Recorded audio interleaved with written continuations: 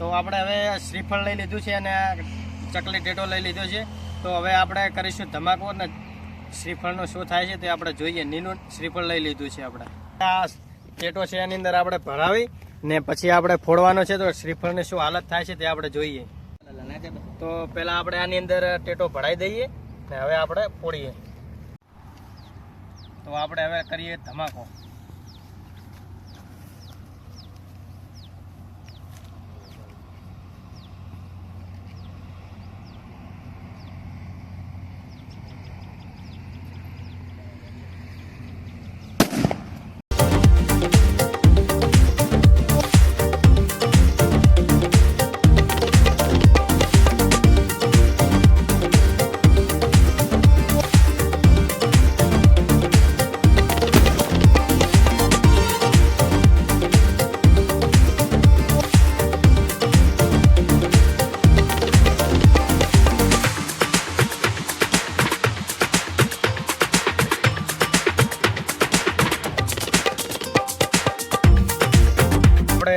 જો શ્રીફળને કશું થયું નથી, ટેટાને જો હાલત આવી થઈ ગઈ છે.